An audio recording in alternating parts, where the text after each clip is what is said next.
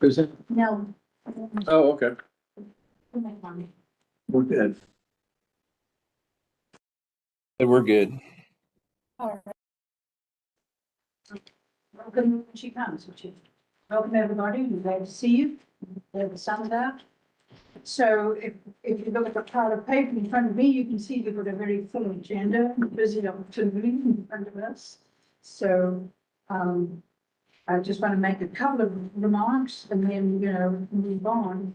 Hey, Hey, you Jessica. know, No, it's Jessica. Jessica, hey, it's your, I told them you were coming. you can come sit around the table. Yeah.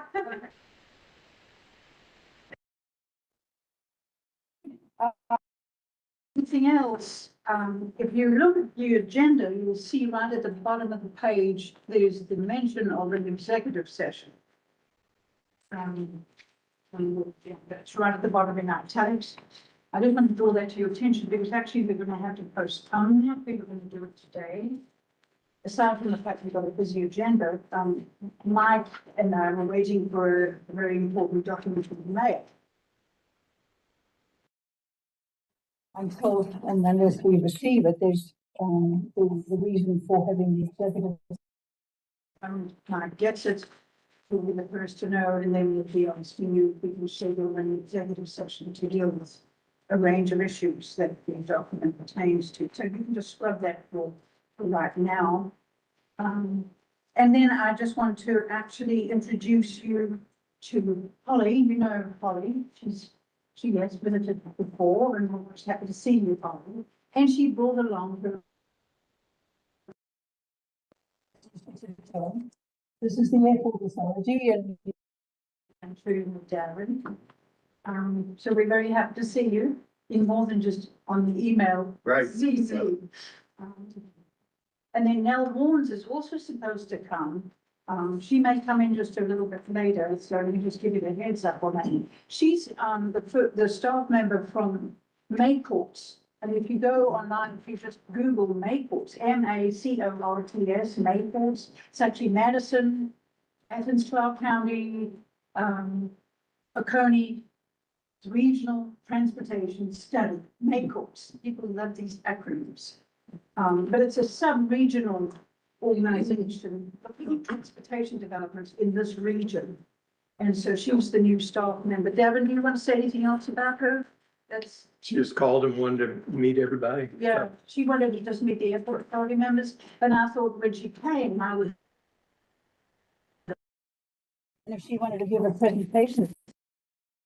So where we fit, or where the airport fits, that would be interesting. But if you want to, there's quite a decent overview online under Maycourts. And then, as I said, Holly's going to give the presentation. I asked her if she wanted to do it up front, and she said no, she wants to sit through the whole meeting. I guess, Jim, that means she's going to make you sit through the whole meeting. That's fine. But what it does, session, we need to focus on this agenda and not get distracted.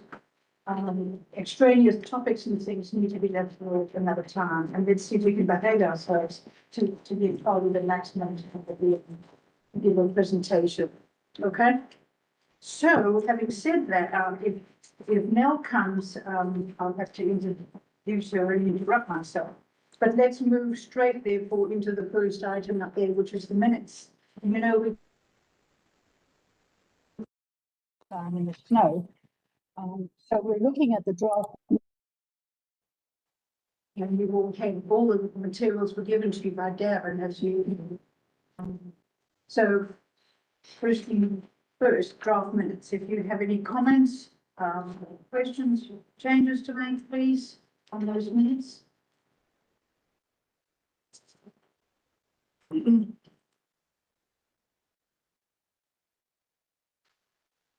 I make a motion to approve the minutes from September. Okay. Beth moves second, Pete. Okay.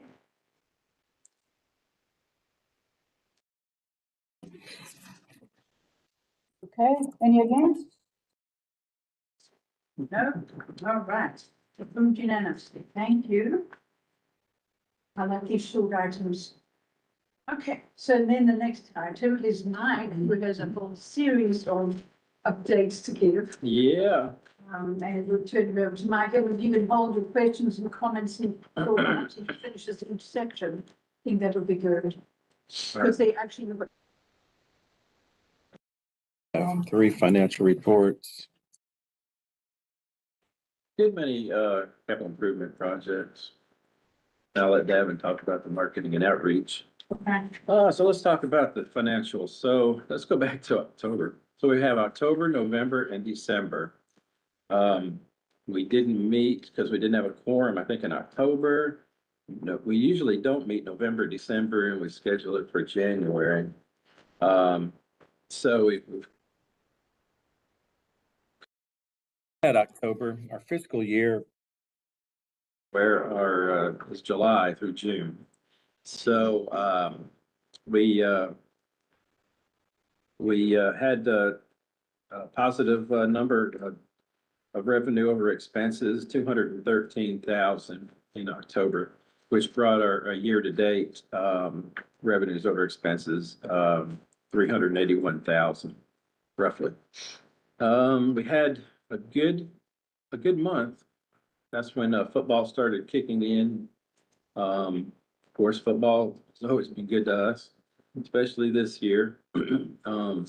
So really, there isn't anything out of the ordinary. We had a lot of cost of goods on the Jet A, but it's reflected in our revenue, which was 423,000 on the Jet A, and our cost of goods sold in Jet A was 215,000.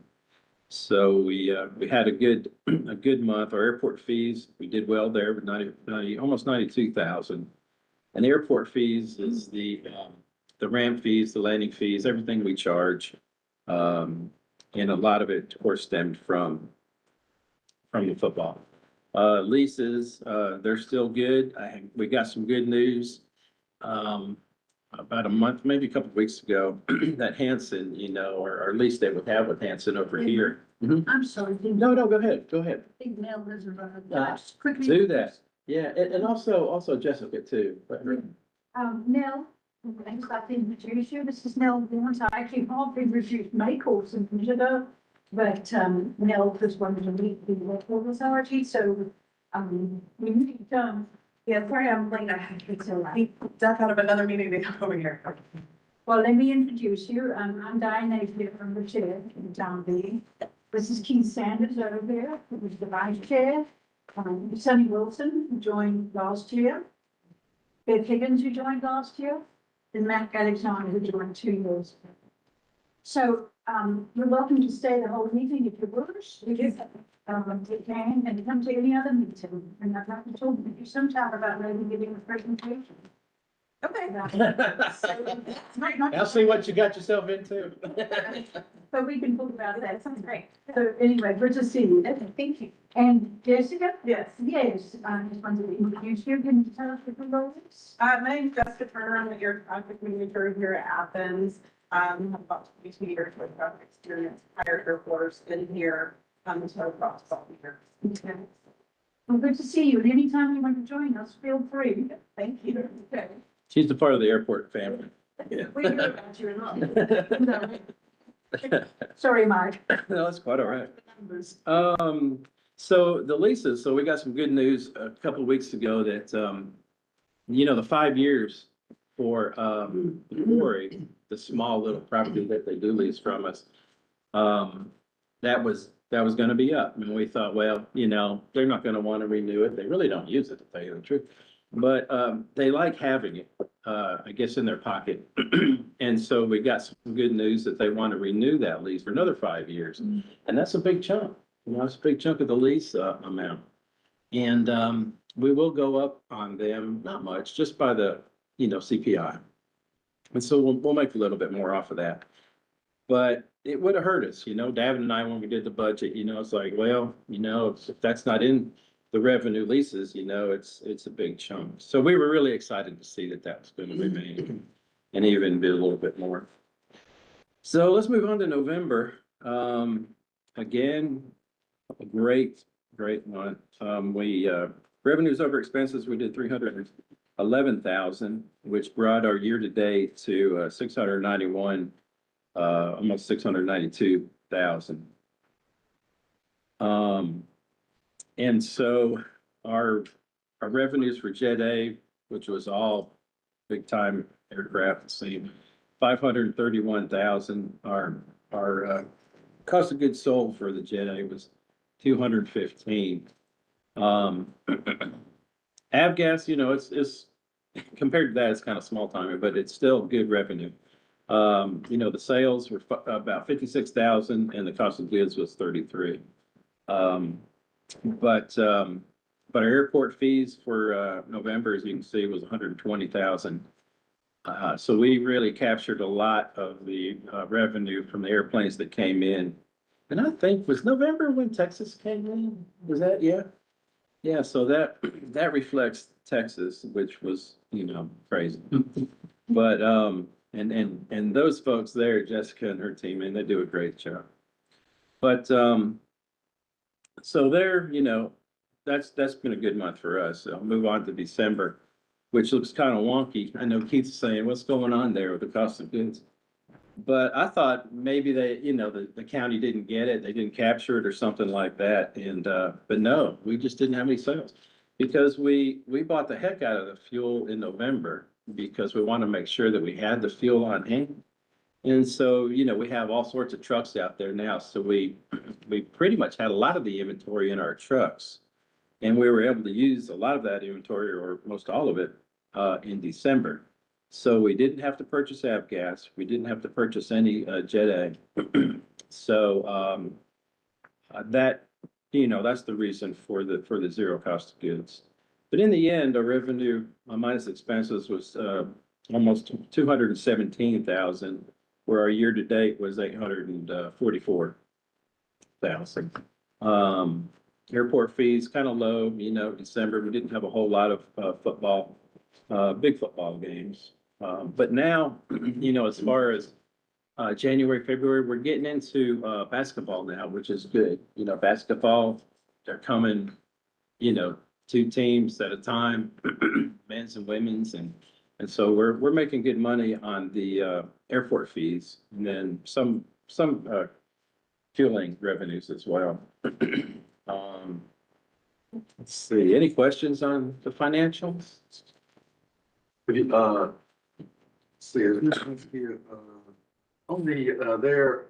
the 67,000 on column J there. Is that November? Which one? Yeah, looking at December Oh, there. December, okay. So far, under leases, you've got 67,000 favorable. Somebody paid up ahead or looks like, so that's in column J 12. Where it's got the 67,000 over there, the year-to-date variance. What's that? Oh, you mean in the year to date? Yeah, yeah. Okay, gotcha. Let's see. The The variance, well, the variance, yeah, a lot of people do pay ahead. Especially at the beginning of our fiscal year, so that possibly is what that is, but we can check on it. Yeah, it's like 22% ahead. Yeah, and they do, they'll come in and say, I want to pay the whole year. And, yeah, there's several that do, but I can check on that to make sure that's what it is. Just The other one. thing, let me Yeah, go ahead. also, that, when we do this budget in November. And so by the time we actually apply the CPI to the leases, it is not based on Okay. November. So the CPI, I think, was higher than what, and so our lease costs are probably going to be higher because of that. Okay. So that's another factor. So while the, year-to-date, budget number is there, it actually may be low because it was set, back in November. Okay. And you add in something for leases, it just was not enough, I guess. That's right. So, Yeah, And while we're talking about leases, last question I got for her is, tenants pretty much staying current with making payments? pretty much so. Everybody that's really falling back Yeah, behind? yeah, pretty much so. I mean, there's always, a couple that we just got to remind that, hey, you're falling a little bit behind. And so, But nothing, Letters will send out and then they're back in, you know. Okay, so, no great concern Yeah, Yeah. yeah. so I mean, at this time. Yeah, it changes. Yeah. knock on wood, not have to worry about it. Alrighty. So let's talk about, capital improvement projects. We've got several going on right now. The taxiway Bravo project has been completed. We're working on punch list items right now. Very small items, though. Couple of the lights had sunken and they just have to come back. The electrical contractor had to come back, lift them up and, you know, stabilize the ground underneath it. Other than that, I think we're in good shape. The other item, I guess, which we won't do right now, but we can still get final invoices, is the grassing. That won't start till probably April, I guess, maybe the grassing. So it'll get a good hold. And, but I need to get that, finalized just as soon as possible.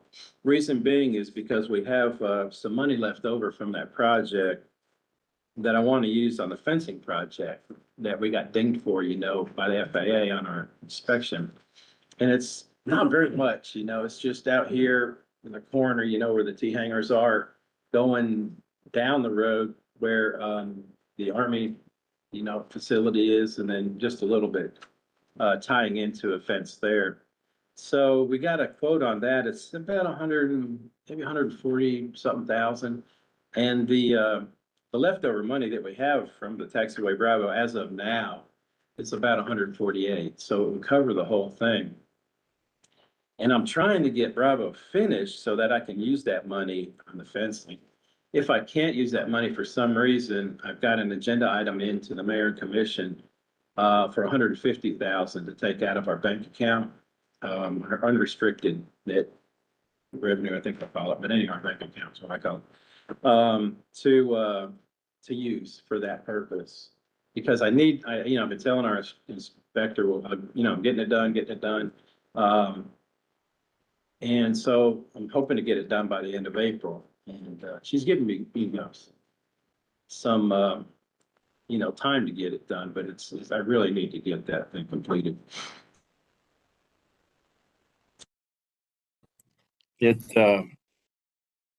Who's our project manager with GDOT, talked to him today, Lou Walker.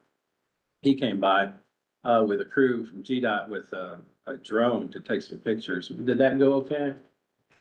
Oh, good, okay. And they just wanted to take pictures of taxiway Bravo up and down the project.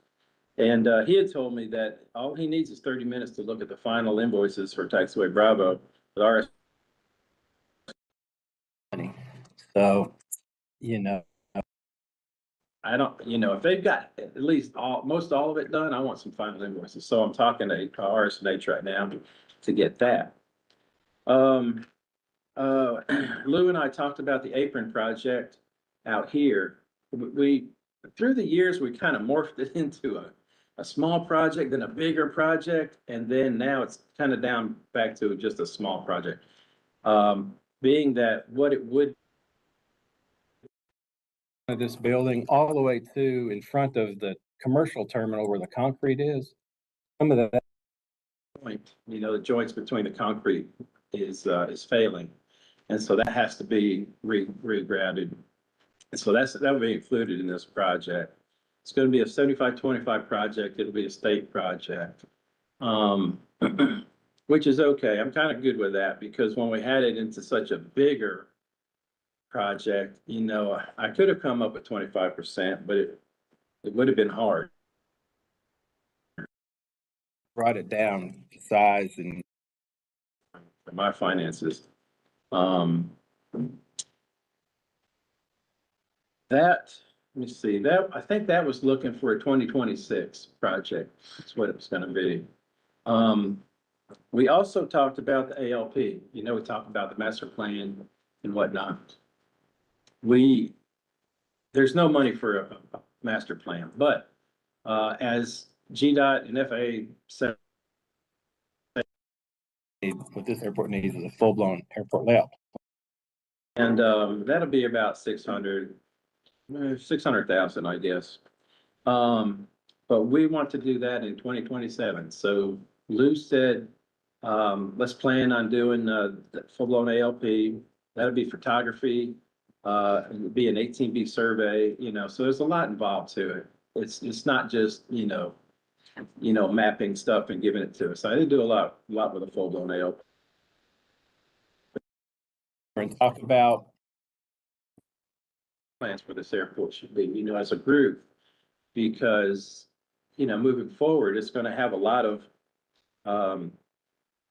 buildings, a lot of businesses that we feel might, benefit. Like we always talk about on the other side of the airport, maybe do a little cargo, maybe eVTOL, something like that. So be thinking about that as, what you think and see in the future in this airport could be. And it just go a little bit easier when we start planning this out. But that's a little bit down the road. I'm talking maybe, 8 months or so when we can all get together and start discussing that. And then lastly, the tower, we had a 45% design completion meeting. And man, that was an all-day thing, wasn't it? Oh, man. I got a lot of stuff done on my computer though. Yeah. Well, this thing was all day and it was presented by the FAA and they had their outside engineering groups. And, it was from fire to the structure, everything. Yeah, electrical, plumbing, lawsuits. I mean, the little stuff. Yeah. And we always, I had to hear, just wait for my name to come up or. it was from like, I don't know, what was it, 9 to 4, something like that? And we were, It was interesting. I mean, yeah, there's a lot to it. But, you want to add anything to that? It was cool. I mean, you're gonna get a nice facility. Yeah, hopefully, I mean, delayed a little bit, but the funding is there. Just with the government shutdown. I'm hoping, break ground maybe spring of next year, it is set.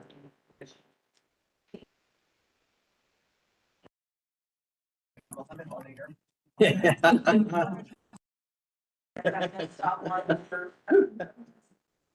have all the events, it's really nice, been a great time now with you.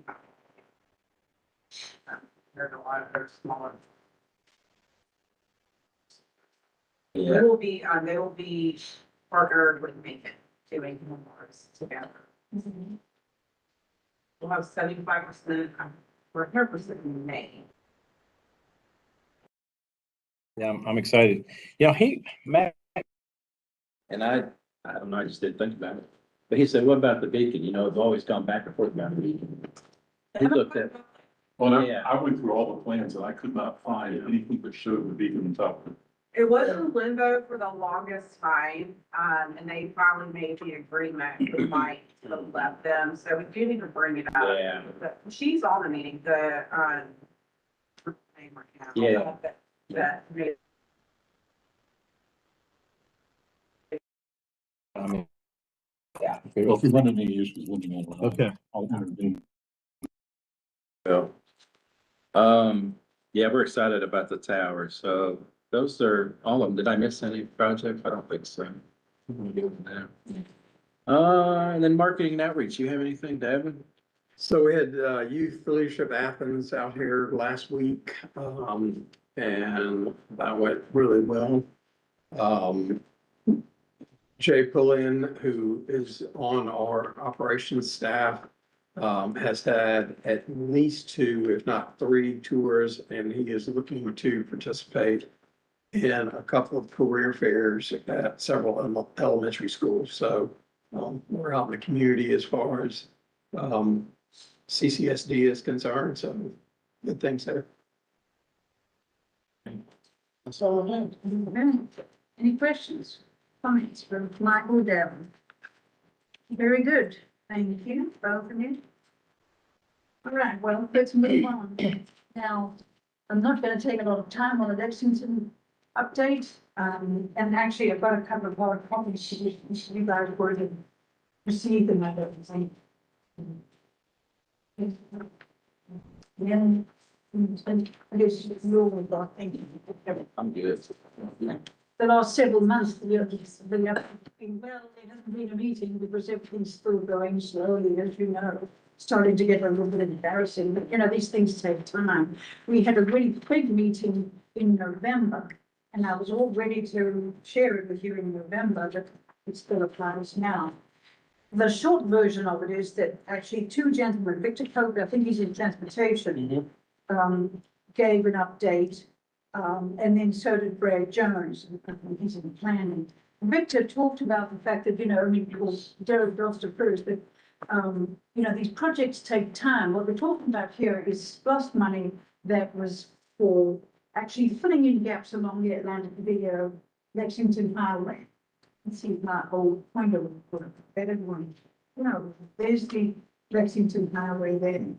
And what we chose to do, because I've been on the Lexington Corridor Highway route since 2017, we prioritized a whole series of projects about how to spend the SPLOST money to fill in actually more than anything, sidewalk gaps and also trails.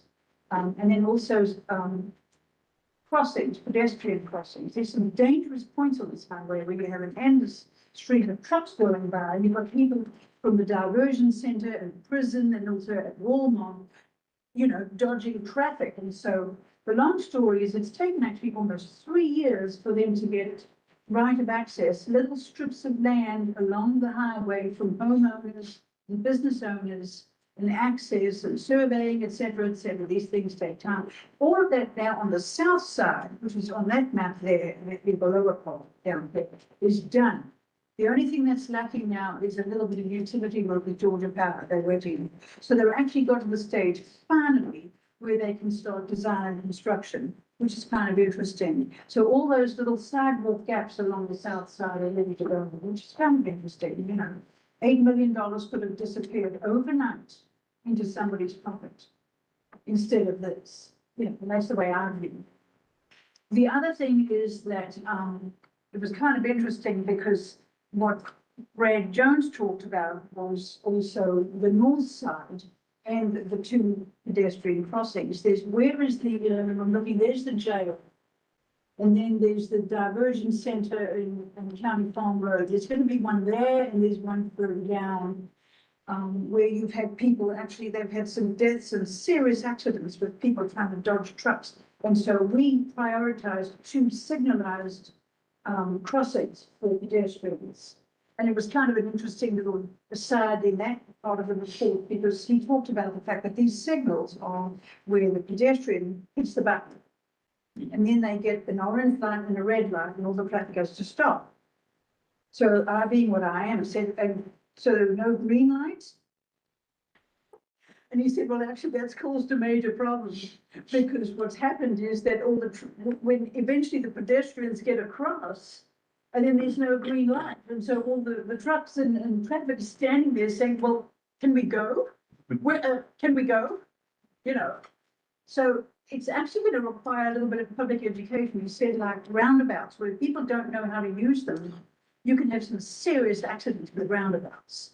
But those two are now, you know, moving forward, which is, you know, at least some progress. And then Brad Jones, in the second half of the update meeting, talked about this whole area that we've discussed before. At the end of the runway, there's this sort of no man's land, which actually is partially on airport property and then also on racetrack property. And in my update, please take the K out of the racetrack. It's just, it ends on a C. I was being too literal, old fashioned there.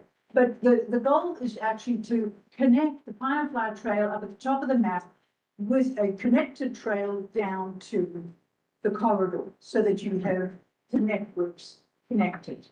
But what they found is there's a whole lot going on in this area. There's a concrete company and there are all kinds of abandoned concrete blocks that are going to have to be moved and demolished.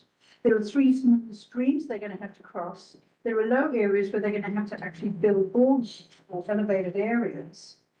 And so there's a lot to be done up here. But actually, the most interesting thing came out right at the end. You remember the talk about the micro park that we had, the micro park, but now the poor micro park has been sacrificed actually to the tower and the parking lot, mostly. There's a couple of settling ponds, there are tiny little ponds here, where they're looking at the fact that what they could do is if they make the connector trail come around here, you get two benefits. Here is, where is it? It's here, isn't it, Mike? This is that Devon storage place. And this is the area where there's a potential new entrance for the airport that we've been keeping on the radar and alive for years, since 2017. Because there's a right of way or access here around the end of the runway and then up through here for the connector trail. But for a new entrance to the airport, it could actually go around here and then along Lyons Road and into the property.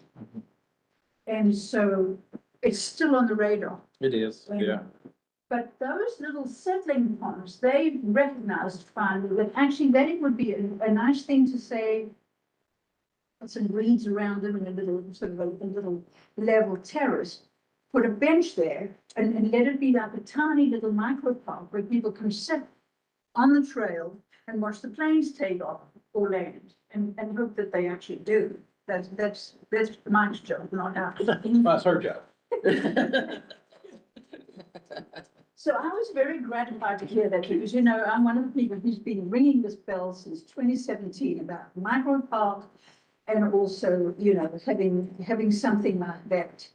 And so, you know, I thought it was interesting to know Derek Doster, who heads the SCOST office, the Teesbrook projects downtown, has been very diligent about keeping the idea of a new entrance to the airport alive.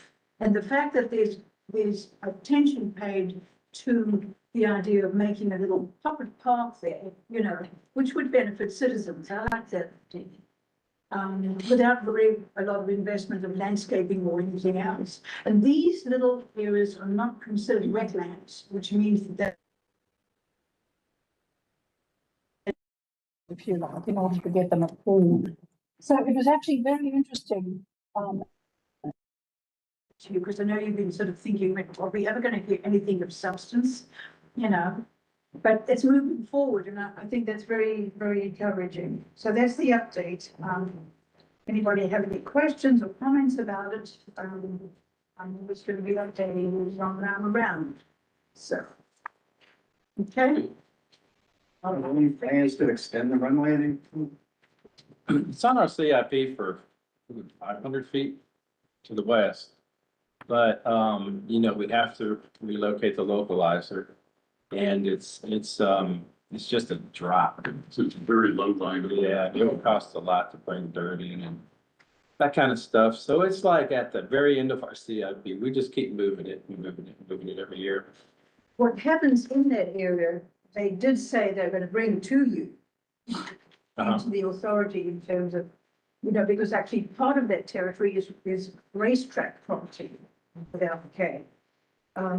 And part of it is your property, it's airport property. And so, you know, we can look forward to seeing, you know, some consultation and discussion about what's going to happen then for this connector trail, you know, to where. And of course, I brought up trees and I said, well, have you noticed any valuable trees that you're going to sacrifice? And they haven't actually done a tree survey, which I don't really like that idea, but you know, sometimes trees have to be sacrificed to infrastructure and other things. So that's just another issue that we're looking at. So that's the end of that little update for now. And can we move on? Anybody? Okay, moving right ahead. You know that in January, according to the bylaws, technically the chair and the vice chair and the secretary have to be sort of renewed or replaced. And so we need to have a little election of the members for them. We can take the position of chair if you're on first. And I think Keith, you said you have a statement you want to make. Well, yeah, I'd just like to make a motion that for for another year, which will be basically your last year on board with Oh, yeah, authority. yeah, So I'll make that motion. okay. So Thank you, Sunny. I suppose it's up to me to say all in favor. Raise your hands. Okay, against? Sunny? Abstentions? yeah, Prayers for help? Okay, delete. thank you kindly. Okay, for one more calendar year. Next year at this time, or will be before this time, at the end of the calendar year, we'll see where we are. But basically, my term ends in the end of June in 27. And I might be in Kenya or somewhere by then, who knows, but we'll take care of it. I'm happy to try and do my best for the rest of this continent. I actually have to confess to you, and you know this, because I've told you before, but I have always urged Keith, my trusted colleague, to run for chair, and he steadfastly refuses. I think he likes the teamwork as we are, and so I would like to, propose a motion that we elect Keith as vice chair for yet another year of loyal, dedicated service. All in favor? None against? Okay. Keith is the most steadfast of colleagues, and many of you know that already. He never lets go of things like the annual report and strategic plan. He's always very good with follow-up. There are never any nasty surprises from Keith. He is always the most loyal and appropriate professional colleague. You're a joy to work. So we have Stays on top of the financials too. Yeah. And now Davin has stepped out. We do also have to, according to the bylaws, we do also need to sort of renew Davin as the secretary for another year. And so give a motion to continue Davin as our able as secretary. Second. Okay.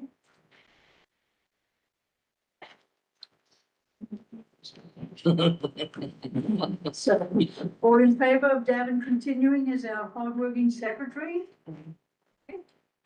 Yes, against? No, yeah. So many hats. But he never complains and he always is also enjoying the effort, so thank you. All right, that was better too. Okay, on the next one, under standing committees, we've got a kind of a mixed bag here. First off, under business and finance and operating those two committees, the membership has not changed. Mac is the chair sorry, we'll just do business and finance first. Keith, you're the chair of business and finance. And we've actually ended up operating as a sort of a team, you, me, Jan, and Mike. And that nobody has come forward asking for that to change, and so that just needs to be continued next year. Operating committee, Mac is the chair and Sunny is the member, and of course I'm an ex officio member on both of those, and Mike is always in attendance. I don't think we need a vote on that unless you really want to, or we can just agree by acclamation that since there's no change, that we continue everybody for another year. Okay, now, under business and finance, Keith has two really important update projects that we need to give some time to. So Keith, I'm going to turn it over to you. We have the strategic plan review, an update, and then the annual report. Okay. Just for our visitors, the strategic plan is something we normally review once a quarter. And it just it includes and it complements the cities or supports the cities' goals. But it just includes major goals that we've got, action plans, things like that. So we can get into some nitty gritty as we go through this, but we just try to follow up once a quarter with this. So it's actually been several months since 5 months or something since we've done this. So as usual, anybody, if you have any questions as we go through or comments, just speak up about it. Let's see, can you all see that? Can we zoom in just a wee bit, Davin? Can you see that from back there? Your eyes are better than Zoom. Yeah, okay. So as we go through, mostly, I'll just kind of pose the different items. We have goals, and then under goals, we have our strategies, and within the strategies, we have initiatives. And we're just mainly talking about our target dates for these and any other comments or changes and statuses briefly. So we go through pretty quickly. So the first goal is enhance the airport infrastructure according to capital improvement plans. Continue to provide reliable airport transportation systems, which enables economic development and enriches the quality of life for Athens-Clarke County citizens. The strategy is 1-1 is to repave and improve runway 2020, the taxiways and the terminal aprons. And I think on these, the first section there, the initiatives that we got, include 111 about rehabilitating, and overlay taxiway A, and then the next one, design additional ramp. And, then rehabilitate and overlay runway 2020. All of those three anyway, we've got completion dates there that I think we're sticking with, right, Mike, we actually did a preview of this about a month ago, so just to see, Yeah. before this. Yeah, two of those are completed, the ramp, the design additional ramp, that's still good, yeah. Yeah, so, and then the last one there that I missed was rehabilitate and overlay taxiway B complete. Was past December, we're complete on that one. Yeah, so substantial completion was done. Now it's just, punch lists. Okay, I would say it's completed. As far as, okay. Strategy 1-2 is clear obstructions and install airport perimeter fencing. Mike, you earlier we talked about fencing there, so we've got, we already completed the first one there, 1-2-1 about the first one. And then 1-2-2 install fencing to increase security. We've got a couple of phases in there with, I think the last phase, we're gonna work to complete hopefully April this year. yeah, that's the one in phase 2 we're working on. Yeah, okay. Then strategy 1-3 is increase parking capacity, build a new parking lot. Target on this one is just to get, have a goal for the design. And we're, Mike, will give me the updates. Yeah, thank you. That's what I did leave off. So the parking lot, I think, I know we hadn't met in a couple months, but we had, we're at probably about 90% design completion in the parking lot. And, we have to, put in landscaping and trees and that kind of thing. So I brought this up to, our sustainability, and they said, in lieu of trees, you can do solar. And, there's some parking lots that do have solar in ACC. So we're looking into that. I got with Mike Wharton, and a couple others, in ACC. But it's really, I know they're trying to work as fast as they can, but it's really dragging on. And we need to finish this design up. I did talk to them. I reached out to them probably 2 weeks ago. And I have to find out where they are now, but it might be to the point where we just have to abandon the solar because it's just taking way too long. And RS&H, needs to get this design completed. I think where the issue was, they were trying to figure out what building to run it to, which would be our commercial terminal. But anyway, so I'll find that out. Regardless, it's either gonna be solar or it would be landscaping. The landscaping, if we decide to go landscaping, we've already met with arborists and all that. And it'd just be probably a few more weeks before, RS&H can wrap up that design and the project. Now, we don't have any funding for it, right now, but I do have money in the SPLOST, which I can take. As of 8 months ago, it was like 1.2 million to do the project. The good thing, I would say, is the good thing about the solar would be that, sustainability has or had a grant to do it, could pay for all of that. I mean, it would come out of our pocket. So that would be, funded by them, which would be nice. Do they have to run the solar to a building? Is it, Apparently so, and so if I, you have like the vehicle charging stations? yes, Yeah. It has to run to a building and then run back out, or? so I think that would probably come from, a source, from the road to charge those up. This would be the big panels, that would be in the parking lot. You would need to, I guess, move that electricity or whatever it generates to somewhere. And it would those things would tie into the building. I think there's some sustained Yeah. capability to do that. Yeah, Buying, the vehicles. yeah, Incorporated exactly. into parking lot solar, which just Yeah. kind of makes sense. And they might be doing that. That might be some of the things they were trying to, work out. I know I don't know, it's complex for me to understand what they're trying to do. And they have gone back and forth on several things. But, I haven't really heard anything solid yet from them. This is what we got. The idea is like a solar panel covering so that you. Yes. So that's the shaded part for cars. Exactly. Yeah, and there'll be several of them. Yeah, I think if you look at I can't remember if it's the library, or the middle school they built on Baxter. Library. They did solar panels there in lieu of trees. If you Yeah. drive by there, you can see them. Yeah. So when I first saw that, because you mentioned it, I was alarmed. Solar panels instead of trees, so they're gonna cut down trees or not plant trees? Not plant trees, sorry. Yeah, I thought this was Tree City, USA. yeah. Well, it's also solar city. Well, I'm just, I mean, you've got space for trees, Yeah, you know. but airports don't like trees. I was gonna say, Sorry to say. I know you love trees and I love trees too, but aviation and trees don't mix very well. No, I know. We I just gotta, like to say it, we gotta keep building the tower higher so she can see over the tree. Yeah. Okay, I'll back off. Anyway, okay. So, Michael, that one design, I mean, you're thinking February or just can't really tell for design? I'd probably put April. Okay.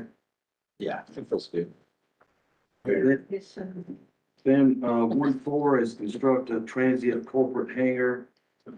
First step there is, design the hangar. We're gonna try to complete that this year. I think we're sticking with that. Well, we're gonna see what these folks have to say first. Okay, yeah. I like seeing senior development on there. Yeah, right. Yep. We talk about it. Yeah. Let's see. By the way, we don't include the tower project in these goals because it's not under the airport's total control. So, this is FAA. See, goal 2, establish scheduled and increased non-scheduled passenger / cargo service. So this is commercial service efforts. Yeah, yep, and that's just ongoing. I mean, I've been working, behind the scenes on the ASD, and there's a lot of things, I have been working on, talking to folks and that kind of thing. So, I don't want to put anything on paper as far as that, but we'll just say it's on. Okay. And then 2.2 about providing enhanced charter services to increase employments. So our goal there was increasing employments 50% from 3,000 to 4,500. And by June of 21, which we had already achieved, and then grow further from there.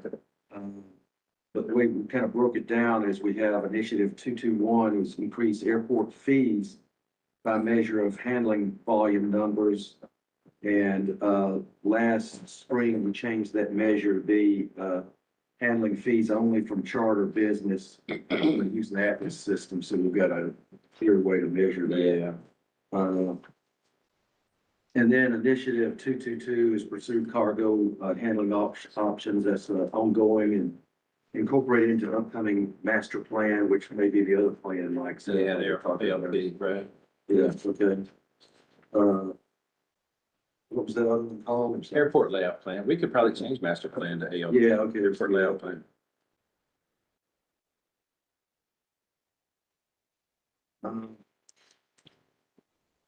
Let's see, and then we have our note here, we just kind of rolling note, we might have additions to go to at a later date regarding EV charging. Anything Mike read off for this? Nothing's nothing for this topic anyway. Okay. Goal 3 is to expand the general aviation experience to better serve customers, increase revenue, help ensure the airport's future. Strategy 3.1 is identify and enhance facilities, product, services to retain customers and so forth. Already increasing annual operations to 50,000. So our initiative 3.1 is begin operation of self-service AV gas. That was completed. Several years Yeah, ago. that's right. And then 3.12 is to prepare and issue an RFI for a designated restaurant, but that's contingent on commercial service. Strategy 3.2 is assess and study space at the airport. We've got a couple of things there we're specifically thinking about regarding space, where 3.2.1 is design and build hangars to meet demand. We've got hangars and give too many times.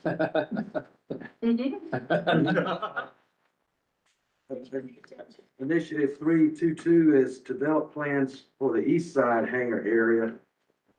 That's where we're right up there. Yeah. East side hangar area, including potential for T hangars and other uses. And our target is to design this year and build 27. Mike, any? Let's keep that. Goal 4 is inform and connect with the community, with businesses and customers to provide greater understanding of the airport's role in the community. We want to make sure our community understands the value the airport has. Let's see, strategy 4.1. We have some updates here from last time. Initiative 4.1, publish the annual report by the ACC deadline each year. So we've got annual report we're going through in a little bit. That we'll discuss, and they'll be ready. It's the latest one we'll have. Initiative 4.1.2 is develop a content management plan for quarterly newsletters, social media engagement. That's ongoing. Mike, David, anything you want to update everybody about on that anyway, or any particulars?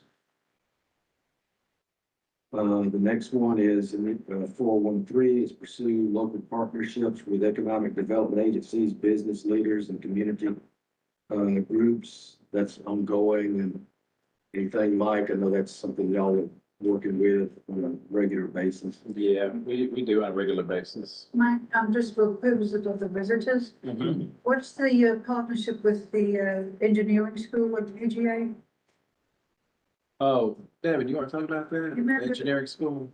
That Yeah, RSNH? Jason, who's with RSNH, has asked us to be a site, and one of the things that they're gonna look at is, we redid Taxiway Bravo, and the next kind of plan for Bravo is to make it completely parallel. So on that north end, above 927, and there's a group of 3 students. One of them was one of our former operations line folks.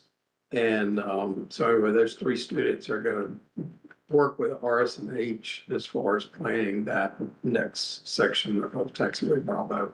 The parallel segment. So they're in Driftmeyer in the School of Engineering. That's correct. Yeah, it's there. It's a capstone class, Yeah. and so, we're trying to remember, I think it's April, end of April. It'll take over the Classic Center, and there's 125, I think, there's a large number of capstone Yeah, classes. it's a good And program. one is Pretty neat. So this is like one of the classes or it's one of the semesters. So the completion of this is going to be what, by summer? yeah, by the end of the semester. Oh, okay. They did the same thing for runway 220, didn't they? They brought some folks out for that too. They worked on the day. Yeah. It's cool. It's nice to work with them and see. They're smart, very smart. And the gentleman that Devin was talking about worked for us. He's now working for RSNH. Yeah. Anything else in this? With that Bravo project, so they would see that project for it, or they're just. Well, they're just doing it. It's kind of like, because RSNH eventually, as long as we still maintain, have them as our engineer, they're just doing it as a school project.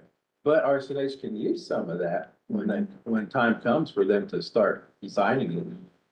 I was just saying to reduce them at the parking, Oh, gosh, yeah. that, Yeah, yeah. No, we hadn't even started true design on it. It's just their project, school project. So, yeah. So are Yeah. they graduate students or undergraduate? I think they're undergraduate. I think Yeah, they're- so it's probably like a bachelor's two project. Yeah, yeah, That's good. yeah. Okay. See, goal 5 is achieve and maintain financial self-sufficiency, so forth. Strategy 5.1 there is maintain a revenue neutral status from Athens-Clarke County, so that, we're contributing more than we're taking from an expense, revenue versus expense standpoint. Capital expenditures are separate from this. Some things, and we of course review our finances every month. Initiative 5.1 is study the rates and fees of similar airports to understand the value of the airport's resources, and Mike, that's something annually we do. 5.12 is continue to monitor fuel prices at area airports. Be competitive with rates, like I think that's every Tuesday. And then the last one here is 5.13 is monitor expenses and operate as efficiently as possible. So that's where we have a monthly review of the expenses, and so far this year, it looks like it looks like the airport revenue minus expenses right now through, let's see, this is through December, so it's really just first 6 months, you're already at a profit basically of 709,000. So that's more than you can. Yeah. Yeah. Yeah, it has been. I mean, we've been along for sure. And for those that don't know, these numbers here, it's just a real easy way for all of us to kind of understand, just the bare, facts of our financials. It doesn't include, amortization or any of that other stuff, that's big, into our financials. It's more of a simple way of just seeing our true, revenue versus, less over, true revenue. Expenses rather, and see where we are. So, but it's, doing one. And then the last one was just purely rolled down from the city to all departments, is create employee development culture to improve employees' existing competencies and skills. And our plans there are to continue and to follow and meet FAA required standards and training ongoing. They have a lot of training and follow-ups and things like that. So Mike, we're in good shape on that, right? Yeah. And then next and last item in all of this is develop additional training for employees based on safety and customer service needs. Like anything new with that? I know you told us, no one tell us once a quarter about We've got some conferences coming up in the next several months. FAA usually has some kind of a conference, but I haven't heard anything about that. But yeah, and then, our AAAE, which is our Association for Airport Executives, Russ and Davin, Caleb, and Alton, are members of that. So whenever they see something, that would benefit them, we don't spare expense, we just go ahead and do it. A lot of times now it's all online. Before you could enjoy, getting out, to a city or something, and you still can on most of them, but a lot of them are all online now, so you can do it online. Right. that's it. And on that one, I guess, and be mindful about time, we need to find, move through annual updates. Keith and I and Mike and Devin have already looked at and made final changes to it, so it should be very easy just to go through them. And share those. Mike, do you have, Devin, you have? You'll pull the annual. Yeah, I guess so. I've got a hard copy, but I didn't make Yeah. it work out. This is actually the annual report for 2024. It just takes time to get all city numbers and it's fiscal year 2024.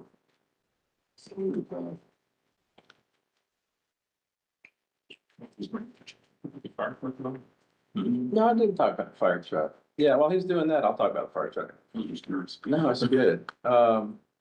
So we came real close to buying that fire truck. Real close. And then GDOT brought this up is that, we are an index A, which means, we don't get index B size aircraft in here 5 times a day, it's less. So we're an index A airport. And, but we have index B services, which, we'd have to have, more than 5, So even though we have an index B, truck right now, we want to buy an index B, we have to go to the FAA and justify why we need an index B truck, even though we already have an index B truck. So, when we were doing all of this, the procurement and all that, we're thinking, okay, well, we're index B, what's the big deal? Everything's good. We'll get index B. Well, these airlines that come in now, they're not going to come in on index A services. They're just not going to do it. That's a little, in my opinion, a little brush truck, they have nice trucks, but they don't have the, the water capacity and the foam capacity that's needed for these airlines that come in. So, what I was tasked to do was, get letters from, the airlines that I felt were substantial. Delta, who I've talked to, I got one from Breeze, I got one from, Wheels Up, which is Air Partners, and, got one from UGA. And, I also got a list, going back a year of all the, activity we had in charter. The airlines in alphabetical order, the dates that came in, the size of aircraft, so that's good stuff right there.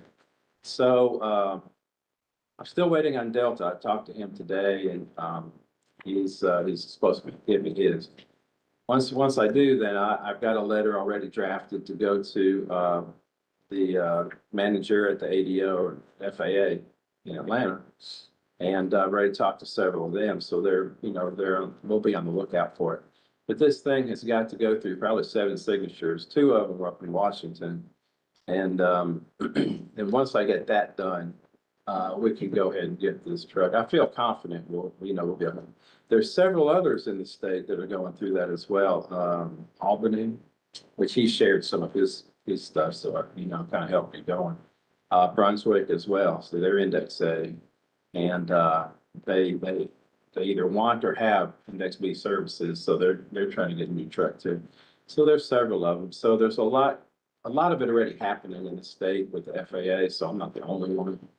But I do feel confident, that we have enough justification in making one. I did talk to Lou again, like I said today.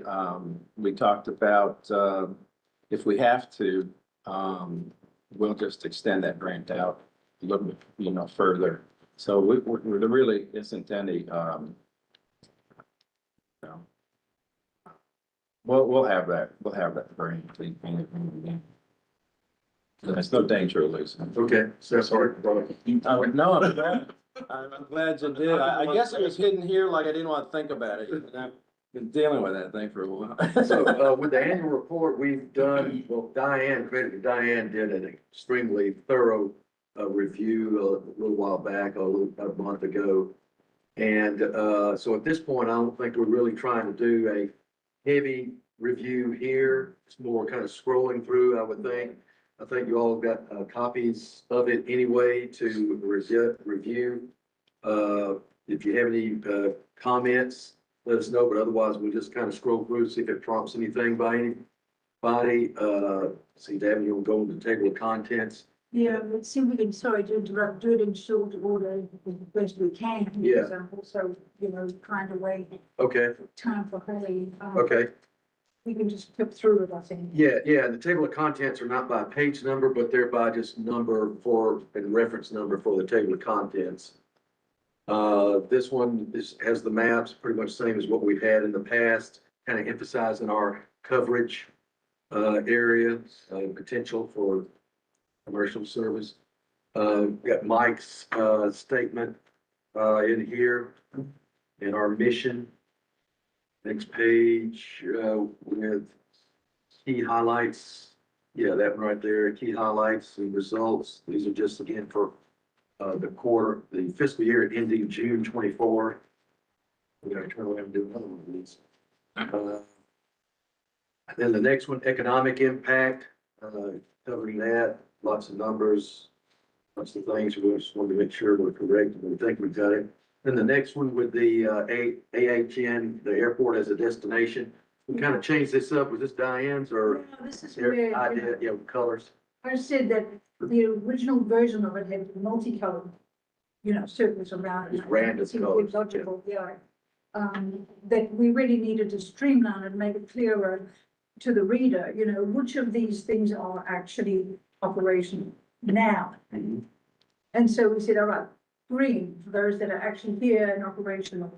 And then the others, there were others that were sort of in, the planning stage or development stage, but, they weren't actually up and running yet. And then there were a couple of others that were sort of envisioned that might wanted to keep on, but weren't really, material. And I think that just makes it much clearer rather than looking like we're trying to pad the thing up here and down there, like, wow, look at all this. Yeah, yeah. You can see the green ones are operational, the rest are sort of in the planning or the envisioning stage, end of story.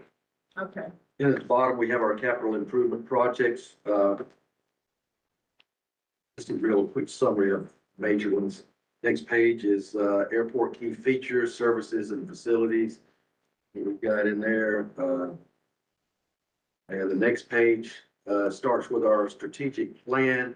This is kind of locked into we haven't really been updating this. I think we decided just to leave this static because about our strategic plan, we basically wait, except for minor updates that we make to it, we really don't change it until the city does a master plan review and update, and which is about a year out, Mike, I think, something like that. Seems to be right.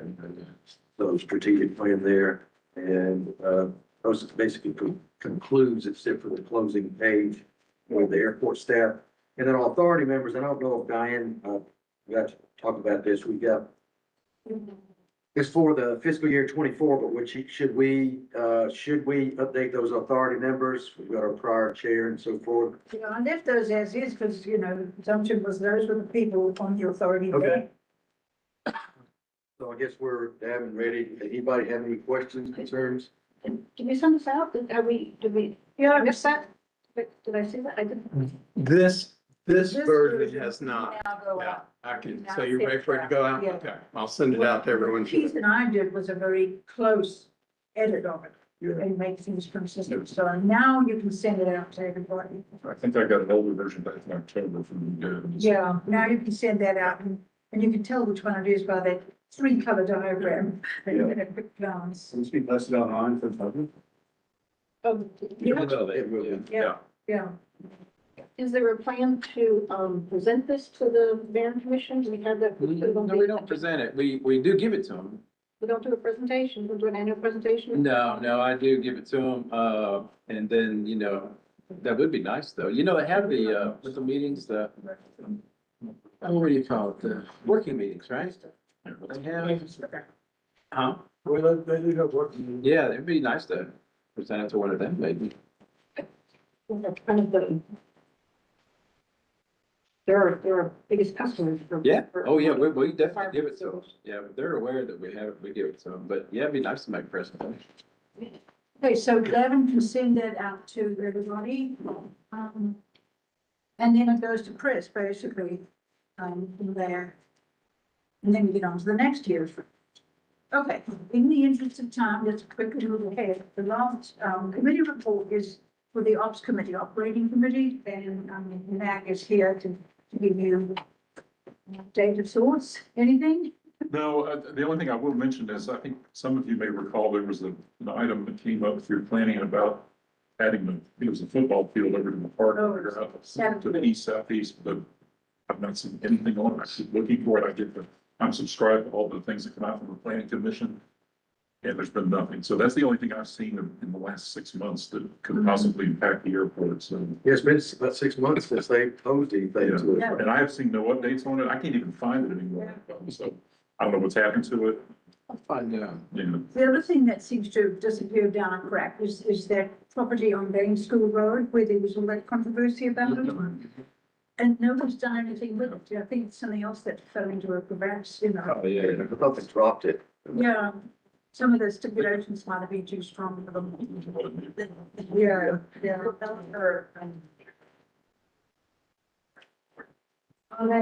Yeah, If they get it filed, then.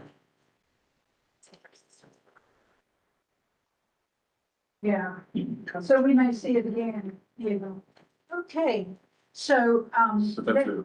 that's it. Okay, well, we'll keep watching and looking. Oh, yeah. We're on the board all the time. Okay, at this point, you know that there has been an Air Service Development Committee, and Mike has a statement about that he needs to give. There won't be any discussion in this meeting about ASD issues. Those will be the topic for the executive session when we have, when we get the statement from the mayor. So Mike, I'm going to ask you to make that statement. Yeah. Or say those words that you had to say, and then we need to move on to our guest presentation.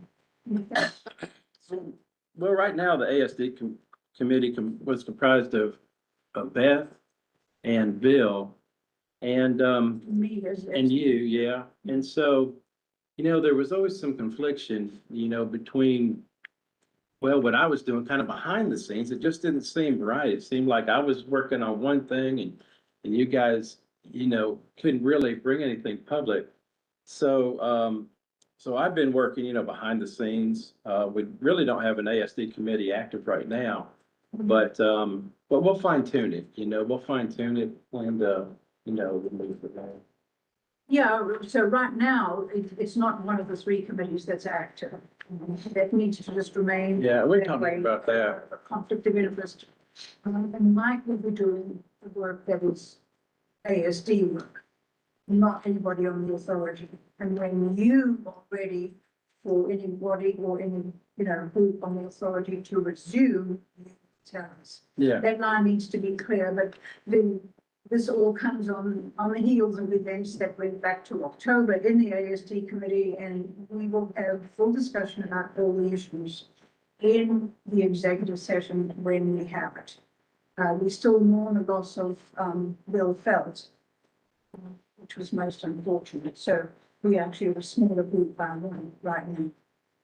So the last thing on the agenda, I need to remind you before we move on to Holly's presentation is we are not meeting on the 24th of February. I forgot to tell you. So, because now we met today. Okay, so the next meeting, and you can make a note of it if you want, is going to be, what's the fourth Tuesday in March? I should have put it on there. Fourth Tuesday in March, is that works? Oh, that's good. Okay. 24th. Okay. So thank you, everybody, for helping me get through this long and very complicated agenda. Do you need to take a break? Can we move straight into Holly's presentation? Ben, do you want to go stand up there to present? Want to sit here? I'm used to standing up on the screen, you see. Yes. Okay. I sent as background material to everybody. Perfect. Holly's handout, okay, on Block Realty Group services. I've got a black and white, which is in Here, I have- pretty. I have copies for everyone with their business cards. I'll take one. And then I actually also sent you the 2023 DDOT report, executive summary. And I sent you the fact sheet. I like fact sheets. Okay. And, And then I actually sent you the DDOT documents, which is the handout. So you got blanket paper. Fun. Give up all of the, oh, that's cute. I love that. Jim found those last year at NBAA. I'm like, ooh, those. So you have all the background information and All the now background. turn it in Yes, over to you. So thank you again. Holly. yes, of course. I'll ask you to hold questions and comments until Holly is finished.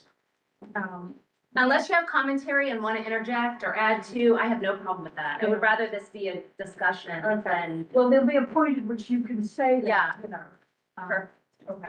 Okay, so jumping right into it, and in the interest of time, I will try to speak like a Northeasterner like I am, and that's very quick. So, No, you take your time. We're in good shape. It's Okay. 15. You're technically going until 5 o'clock. okay, Okay. perfect. So the impetus for me being invited here, Jim and me being invited here was, I don't know if you remember when that strange girl showed up and I was sitting in the back of the room and there was some discussion about FAA and restrictions on hangars and you asked me to chime in. I'm like, oh gosh, I'm the stranger in the back being asked to speak. But anyway, so Diane, that's okay.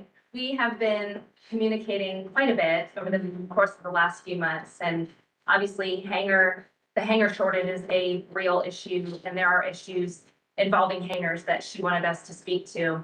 So I saved you the time in reading the 75-page publication from GDOT that they've put out in 2023. And we'll go into a little bit of detail about that. But really the premise for today's discussion is hangar reality check and demand supply strategy and what all that means.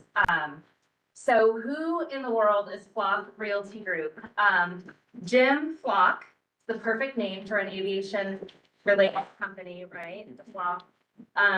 Jim was in commercial real estate for over 25 years, managing primarily shopping centers, and saw an opportunity prior to COVID when general aviation really became more robust and more aircraft floating around. He is a pilot and an aircraft owner and was bouncing around to different airports and started hearing and talking to other pilots about their concerns and obviously visiting airports and hearing their concerns. So he decided to totally pivot away from commercial real estate in the traditional sense and start an aviation real estate only company. So Flock Realty Group, to our knowledge, is the only aviation exclusive commercial real estate firm in the Southeast and one of a few that we know of throughout the United States. Anything you want to share before I lab? So my call sign is Yapper. So I have to give Jim the floor, otherwise I'll just take the floor. His is Flocker, mine's Yapper. So just a little bit of overview, what Flock Realty Group could potentially bring to AHN and the other airports that we work with is really that specialized expertise. So we primarily focus on hangars. That's kind of the majority of our conversations day in and day out, particularly development thereof. FBOs, MROs, cargo facilities. We love hearing that. We get involved a lot with just ground lease discussions, particularly people saying, help me understand what my ground lease entails. We get some interesting inquiries around ground leases, as you can imagine. Obviously, we are well versed in the fact that you are public sector driven entities. We know that language, understand the processes involved with that. Development and tenant identification and alignment with airport goals. I loved hearing what you were talking about with the strategic plan. And we'll kind of go into kind of the lack of funds and where we can help you find the funds. And if there are cargo facilities or MRO facilities that you all have in mind as your dream, if you had your wish list, those gray items on the little wheel, your wish list, maybe we can help fill those gaps. And then we have probably gotten 4 RFPs this week alone, within the past week, for market rent studies, market rent analyses. So we're helping airports as the leases come up and they expire. How do you generate more revenue from the facilities that you all have in place? And we'll talk a little bit more about that as well. So any questions on who Flock Realty Group is? Okay. I don't know all the lingo, by the way. I was in insurance and employee benefits for 20 years before Jim was like, do you want a job working with you? Actually, yes, I do. So I was telling Diane, took a year or so hiatus, and then my husband is a pilot, and I've known Jim for 5, 6 years, and really saw it as a unique opportunity to help people like you. So here I am, a year and a half-ish in. So why does aviation real estate matter?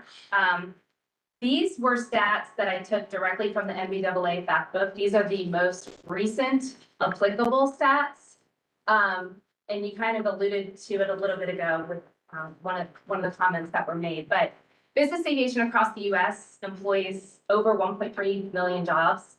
The second bullet point was probably the most alarming to me. 57% of companies utilizing business aviation employ less than 500 employees, which is kind of crazy because back in the day, it was really only those large corporations who had an aircraft, let alone a fleet of aircraft, and that is definitely changing. The economic development part is the comment that was made, and that really the last bullet point kind of speaks to that with the revenue generation potential of bringing more aircraft to a community. I'll share a couple of other stats and bits of information that I was reading some material yesterday, and I made notes to add it in for our conversation today. The general aviation market doubled in size between 2019 and 2021. So Jim, right when you were launching was kind of a smart business decision. And then you all were talking about charter companies. I don't know if you all know this, and forgive me if you did, but Textron is partnering with NetJets to deliver 1,500 citations in the next 10 years, specifically around Charter 135 services. And Gulfstream reported a surge in demand for their G700s. So if anybody's in line, you better know someone to get to the top of the list, take your delivery. Yeah, exactly. You can go to the next slide. So why does aviation real estate matter to Athens? From our experiences talking to and visiting airports, these are the ways that we have heard that airports make their money primarily. This is no news to you all, but just kind of a quick review there. How airports generate revenue is jet fuel sales, hangar occupancies, sometimes MROs. Do you all have an MRO here? No, okay. I mean, not one that we operate. Okay. Yet, the keyword is yet, right? Capital improvement plan somewhere down the road. Cargo operations, and then strategic land use, which I believe you all have roughly 300 or so acres here. Is that correct? 300 some odd, yeah. Yeah. I've seen 400 some odd too. It changes. Something like that. Yeah. Yeah. So I was telling Diana, you have an opportunity. You're not alone in that. Most airports do have land that can be capitalized on. And then aviation real estate drives revenue stability for you all, job creation, and really the community investment. You want the community to be engaged with the airport, and the airport wants to engage with the community. So really just optimizing airport-owned assets is what we get involved with, and hopefully can help you all. I'm not going to go through the tidbits at the bottom. You guys can read through those at your leisure. So the next slide is shared pain points and priorities, meaning I would venture to say that you have some of these pain points and you're not alone in that. Every airport that we talk to pretty much has the same concerns and issues that they're dealing with. The number one being capital and funding, right? So there's only so many grants, so much lost money, so much from the FAA, et cetera. So really what we hope to accomplish when we work with an airport is how do we capitalize on private equity and getting external dollars, not necessarily government-driven dollars, to invest in the airport here. You want to support your tenants and operators as best you can. Again, not alone in that. Financial optimization of on-airport and off-airport parcels. We work with a couple of airports who have what are called BRAD sites, or other parcels of property that are outside the fence. And while our focus is really helping optimize the inside the fence parcels of land, we can help with the with those that lay outside the fence as well. I don't know if that's even applicable here. Yeah, probably not. Yeah. Absolutely, yeah. Yeah. Okay, just thought I would mention it. It could potentially one day be. Right, when you buy the racetrack property? Yeah. Is that racetrack like the gas station? Yeah. Okay, that's, and, yeah, without the K. Hangar availability, development and redevelopment, the heart of what we're gonna be talking about is hangars and the GDOT studies, so I don't wanna spend too much time on that. Revenue growth and job creation, you all talked about it a few minutes ago, and then, MROs. So one thing I came across yesterday in that same write-up was this is fascinating and alarming at the same time. New hire A&P mechanics account for 2% of the current workforce, and 35% of those will be retiring in the next 2 to 5 years. It's a major, major shortage and concern there. So in the spirit of reprogramming your mindset as far as these are pain points, I would really encourage us to think about these as opportunities and priorities that we can hopefully help you with. So the next slide really digs in. It's the beginning of the digging into and really the summary of that 2023 publication by GDOT, which is a great resource. It is not perfect, and obviously it's outdated. If you think about when they were collecting all that information, it probably goes back to 21, 22. Yeah. And it was probably obsolete by the time it went to publication. But this is what we have to go off of, and we use it daily. It comes up in conversation, came up yesterday in conversation. It's really a roadmap, but worth mentioning because there's an opportunity here to help address some of these concerns. So in They only update them every. 5 to 10 years. So their next one, we actually reached out to Colette, and the next one is expected to come out around 2028. So we're hopeful that maybe we can even help be a part of that, because I know that you've seen emails from me saying, oh, we're doing an MRA for this airport and we'd like to gather data. Yeah. So we're consistently gathering that data on behalf of our clients, and we feel like we can be a benefit to GDOT when they put their next study That out. would be good, yeah. Yeah, but that's, neither here nor there. So in summary, what do hangars look like in the state of Georgia as of 2023? There were 28% T hangars, 55% corporate and box. They kind of lumped those together. 10% community, and only 7% for MRO. And then you can see the variation in hangar ownership, those that are owned by the airports versus not. And I didn't ask this question, how many hangars do you all own? So we got about 77 T hangars, and how many standalones? I said 9, but is that what we use? I think they're just 4 that we own. 4. 4 total hangars, that's T hangar. That we own, yes, probably. 77 T hangars, 77 T Yeah, hangars. yeah.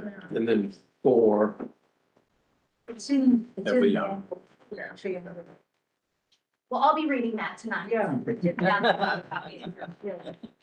I don't mind the reading. In fact, I'm a sponge for knowledge right now. I'm like, give me everything I can learn about aviation. Then construction dates, which is interesting, because when you compare the conditions to the construction date, there are some that fall into that 2000 to present that are still in a state of needing repair or in just overall poor condition.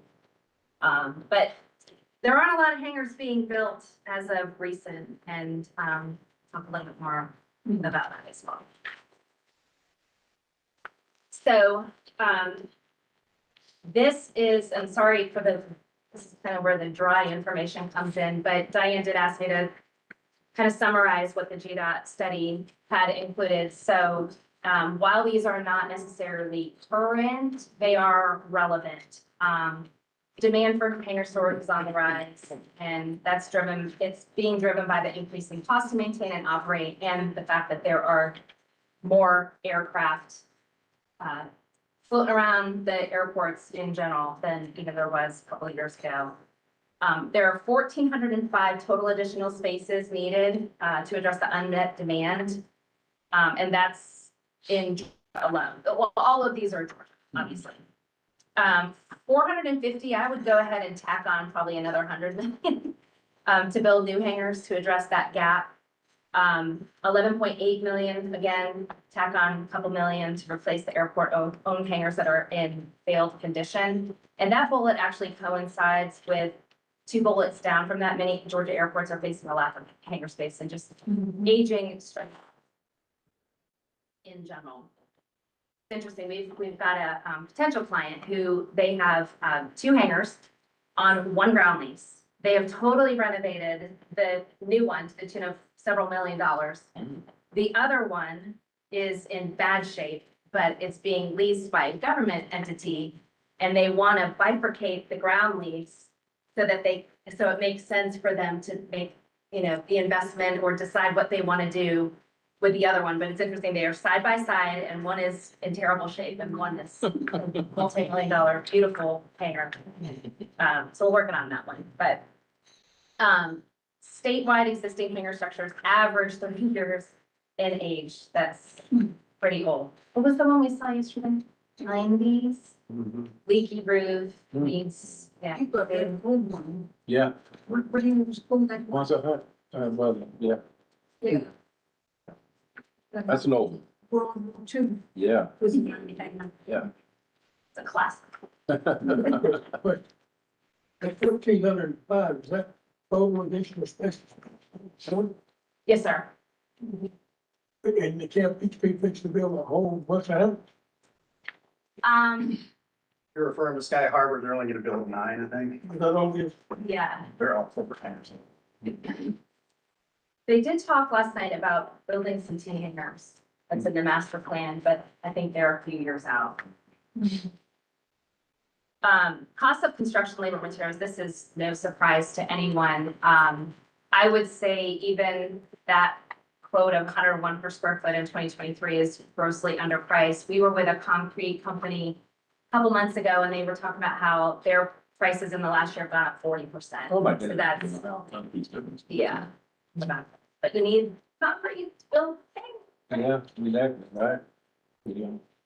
And then the last point, bullet point, since less than half of all hangars are airport-owned, sponsors have fewer revenue streams to fund the hangar development. I thought it was interesting, RYY and LZU, they actually don't own any of their own hangars. So they are definitely looking to, and we talk with them regularly about bringing in private funding to.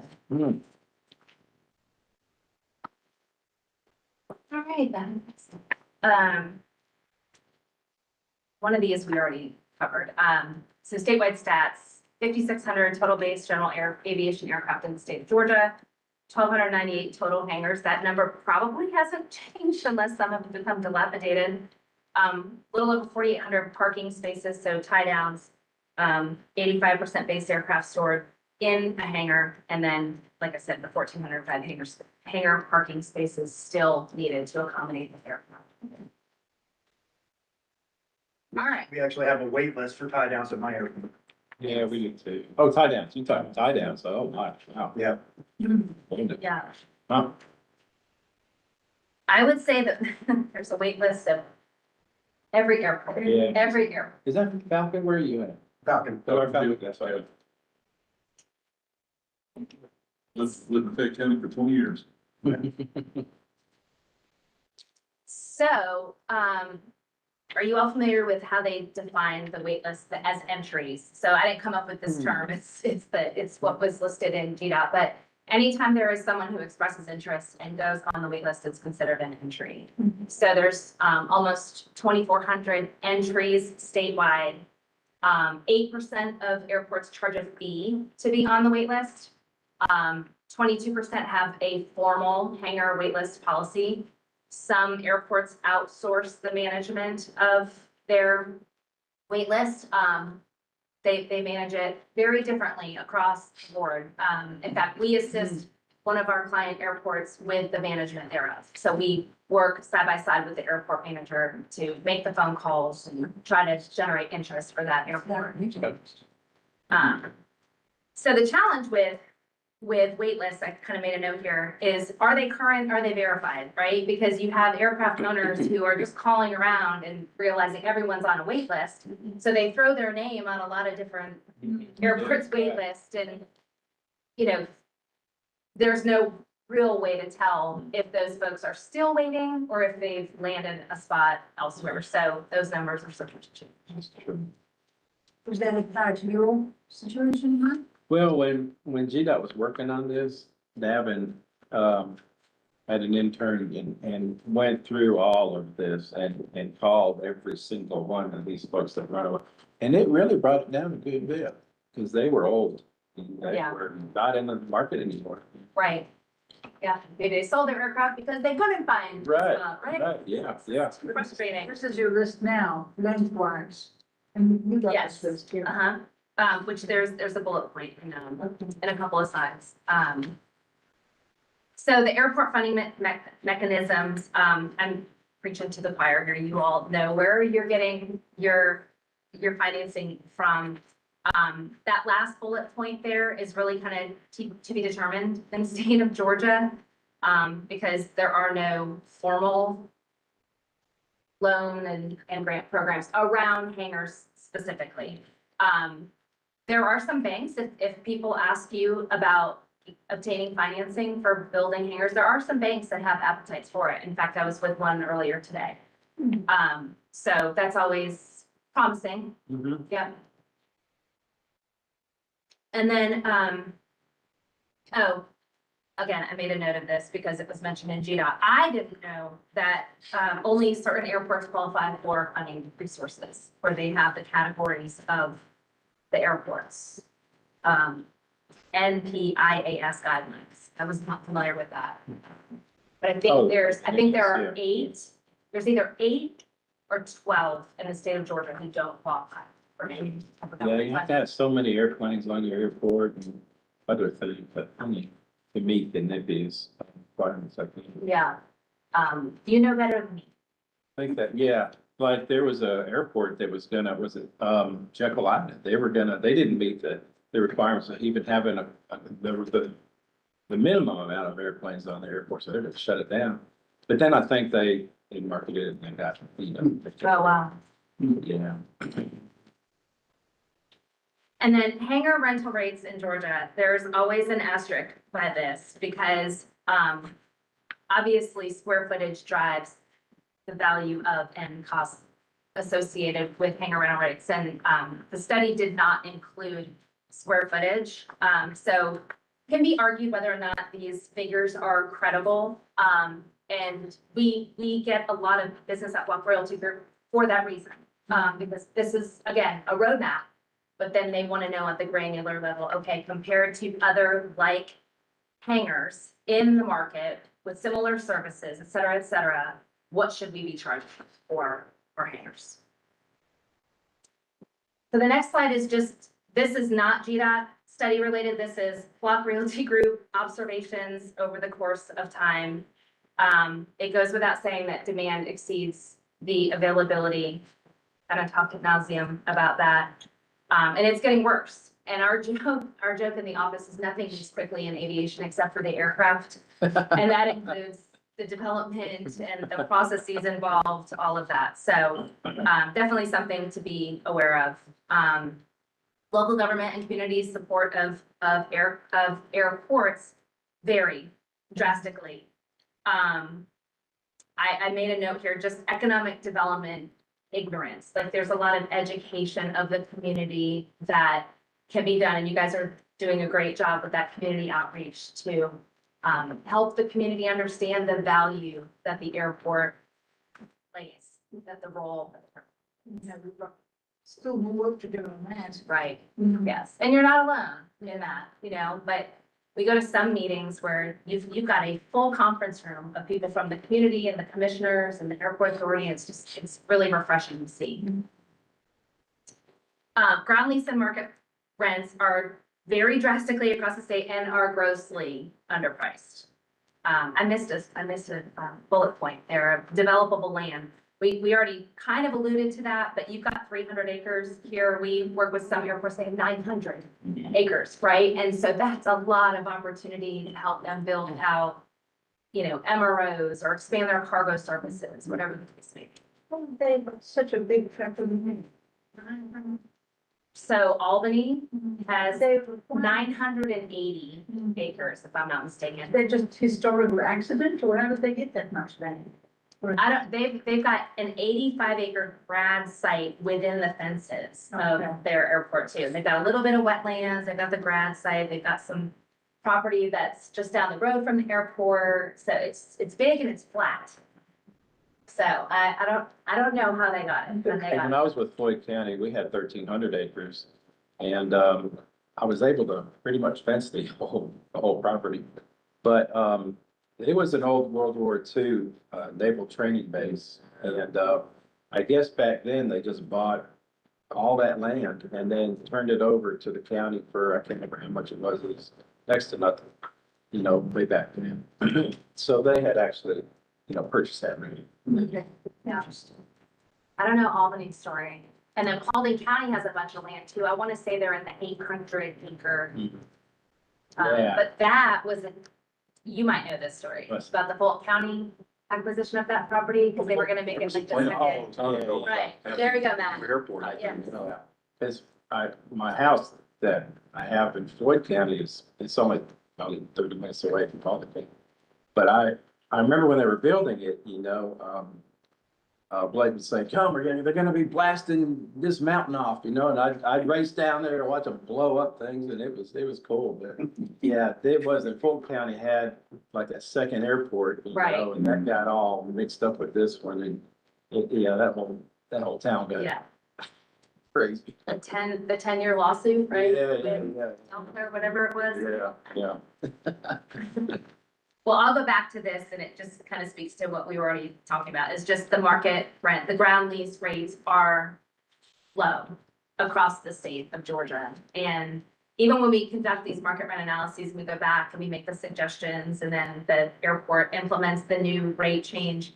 Even if they're well under the rest of the airports that we work with, they're still gonna be griping, right? The people are going to put up a fight about any level of increase, even though what they're paying now is kind of a steal in a lot of cases. We talked about the new construction costs. I did put that stat in here, 40%, look at me. And then hangar wait lists vary, but everyone has one. So I called around and you can see here just a couple in the general area, but you all have 26 entries. Falcon Field had 80. They actually covered it last week in the meeting. So he's like, Falcon Field has 80. Another 30 cents now, Good for you. after 4 years. PDK is interesting. They've got 118 entries for T hangars. They have 26 for box hangars, and they've only had one box hanger turnover in the last 6 years. So those poor people, they're going to be waiting. My friend Larry just got a hanger there. He was on the list for 10 years. Wow. Really? It is. So what do they do in the meantime? Tie it down, over. I'll go to a different airport and tie it down. I've got a buddy who couldn't get a tie down at PDK, so he's at RYY, untie down. LZU, this is actually Shelter's entry. This is their wait list. So I mentioned earlier, LZU doesn't have any of their own hangars, and then the other FBO there didn't get back to me. RYY 70. Anyone know where ECM is? Where's that? Eastman, Georgia. Is that it? The middle of nowhere, where I've been Middle there. Georgia College is, Yeah. where you might know some of the folks coming out of there. So they got an air traffic training school. there. They do, Yeah. yep. They're building a massive hangar down there. It's an impressive school in the middle of nowhere. It is. Yeah. And it's in the middle of nowhere. Middle of nowhere, yeah. Yeah. If you like to hunt, fish, and do all the outdoorsy stuff, but even Eastman, little old Eastman has 23 Wow. folks They've on come their a long waiting way, sure. And then this is the real place. Who's 783? Anyone want to take a guess? Jackson. Trivia. Who? Where? Is it Jackson? Nope. I used to know. Lynette, Alabama Lynette, kind of unfair. It's right near Auburn. It's kind of a spillover airport to Auburn. But Auburn, Lynette has like one little tiny community hangar and they've got, I don't have their T hanger wait list. It's a long story, but I do have their box hanger wait list because they had asked us to kind of go out and find potential developers for box hangers there. So we're like, we need the wait list to understand the demand in Lynette, Alabama. interesting. Isn't that interesting? And then the last bullet point kind of circles back to why I'm here, which is hangars and the highest and best use concerns, FAA restrictions around what you can and cannot do with a hangar, and then ad valorem tax revenue. It is a topic of conversation. Ad valorem came up on the way here. I was on the phone with someone about just, I guess a lot of folks who are buying aircraft don't take ownership in Georgia because our taxes are so much higher than say Tennessee or South Carolina. But highest and best use. So when I was here and you asked me to speak to whatever, and I'm like, no, not yet. We had just met with Eastman and Eastman had to have a hangar tenant evicted because they were operating a non-aeronautical business on property in a community hangar. So I think it was the FAA who had gone by and saw the door open and they were like, what's going on in there? And then all of a sudden they're booted out. So we actually have another, new client who, they own a large hangar and it's a prominent businessman who's inside the hangar with a large aircraft that he flies once a year. And there's a charter company at this airport who wants in to that hangar. And so it's a long story, but they want to do a market rent analysis to figure out, okay, we can't have this guy occupying this hangar who only uses so much of our jet fuel. They're missing out on the revenue from the aircraft. And so anyway, it'll be interesting to see what happens there. But it is not highest and best use, and that's a real estate term. But if you have a meaningfully substantial revenue generating opportunity that, it's not being leveraged, then how do we prove highest and best use is not what's in place right now? So That's good. When I got here, we had two hangars, this one in particular right here, that there was a gentleman who just had them. He didn't have an airplane. They were abandoned for a while. Nothing, nowhere. There's nothing coming out of it. And finally, the lease ran out and reverted back to us. We could start, enjoying the revenue again. right, Like, what do? yeah.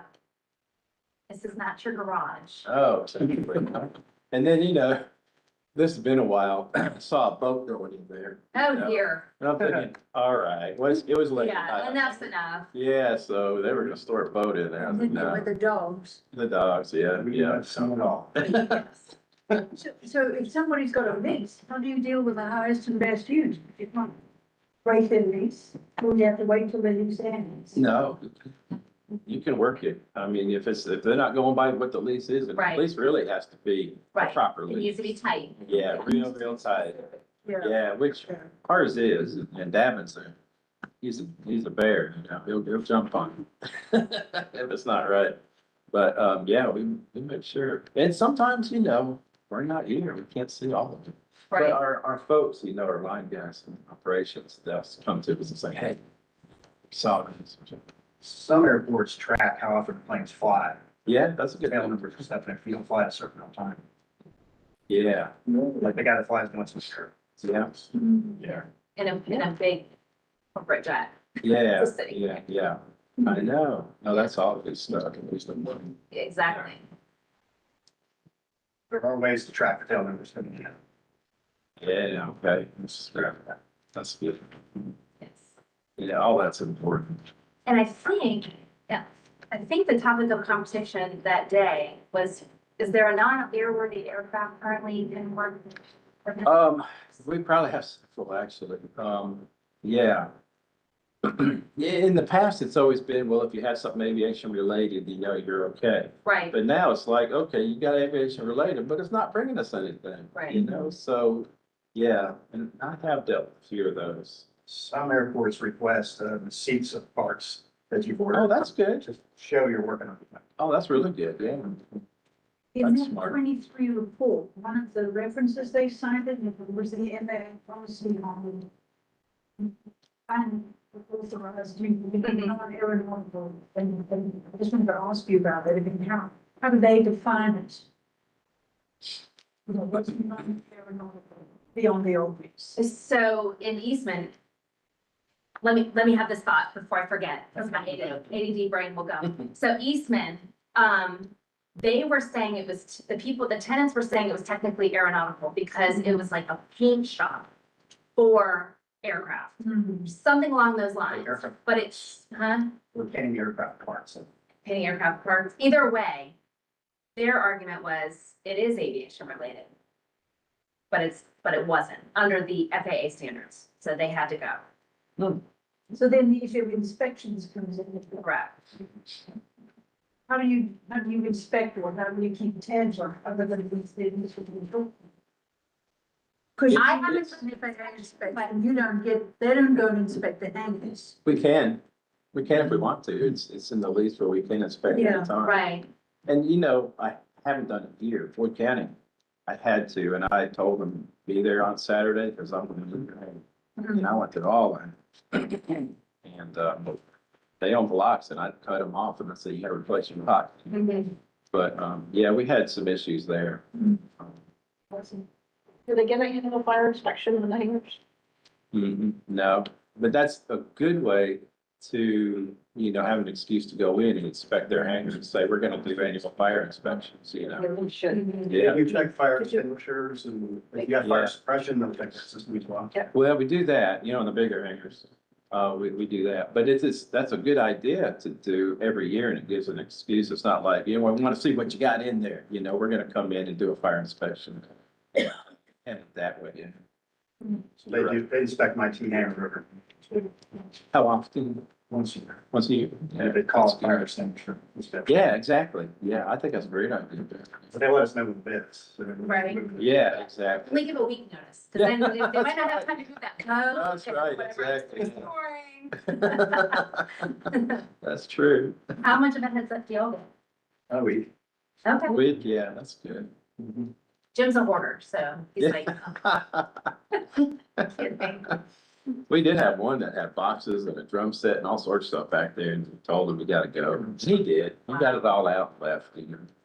We've heard of wine collections and, Oh, Porsche collections being stored in hangars Yeah. all over the map. It does. It does. And then people are waiting, you know, they're on a waiting list. you know. Exactly. You gotta deal with that. They do that because the rates for hangar is cheaper than storage units out in town. Yeah, yeah. Gee, that really surprised me, because I confess I went looking. At storage facilities? Well, yeah, you know, that maybe it could be cheaper, Yeah. you know, to have a hangar than store something in town, or the other way around. Yeah, It's true. it's interesting. That means the rates are too low. Yeah. Yeah, that's right. Okay. So you can have, I mean, I'd rather have a storage unit, which is a hangar, than go to Devon self-storage. I did see in the manual that you gave us in the prep for the meeting, that in our area, we have a higher average hangar rental cost. How does our rental cost compare to that average in the area? I think we're at a good spot. I mean, you guys can tell me, I don't know if you've seen it, but I know when they did the hangar study, they shared, you know, what others are doing. And, when I got here, I called around, you know, to see what other airports were doing, because I felt like we were a little low. And I did increase them to, a rate that I felt comfortable with. And then every year we go up by the CPI. So it goes up about, what is it, $20, $30 maybe a year. And so I feel like we're staying consistent, you know, with other airports and maybe a little higher than others. Some, you know, sometimes they'll come in and say, man, I can get a hangar for dirt cheap at so-and-so's airport. And I said, well, you know, this is a little different. You know, we got a lot of bills to pay around here. We do have a waiting list. so- Yeah, we got a waiting list, right, yeah, yeah. I think it's a bargain, especially from what I read.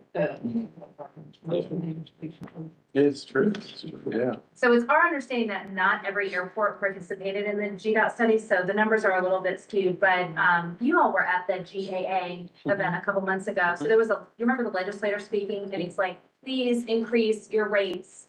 He was speaking to all the airports. He's like, we are all grossly underpriced and we need to increase the rates. And he kind of gave some examples of the reasons why, like keeping your boat in there and, storage facilities and all that relative to the cost. Yeah, I purchased the T hangar in Noonan last year and I'm getting 700 a month. 700 a month, wow, wow, that's decent, yeah, we got some that are, I mean, those are the bigger ones, Ours are what, 3, 4, 5, 6, 7, 1,000, 1,200 maybe. They're all over depending on the size. Right. And the age. And the age, yeah. Yeah. Stores. Yeah, they're hard to open, but we try to do all the maintenance we can, but sometimes it's hard. Did we ever do an analysis? We finished paying for them last year. Yeah, Did we ever do analysis of the life of those T hangers and the revenue from them? Did we break even? Did we lose money? Did we make? I have not done that, no, I have not. Well, let's see, we paid it off, what, a couple years ago, I think. Maybe 2 years ago. 2 years ago, yeah, that'd be good to do, yeah. So I see on the study too, that in general, communities that self-pay for those, lose money on them. in Yeah. general. That's- We got a bond, did we get a loan, a bond? It was Low regular. interest, yeah. So really the rest of what I had prepared really had to do with, I was telling Diane, we had presented to an airport a couple weeks ago, and I kind of used that as my basis. But so the rest of the presentation is really how we operate as an extension of a team at an airport or the local government therein, knowing that these entities are run by the government. So we don't have to spend a lot of time on that, or really any at all. But just, leveraging our expertise, we're here for you. Happy to do feasibility studies, market rent analyses, et cetera. And then I had paper clipped, kind of an overview, a summary of our services. It's on like the nicer stock paper. Oh, yeah.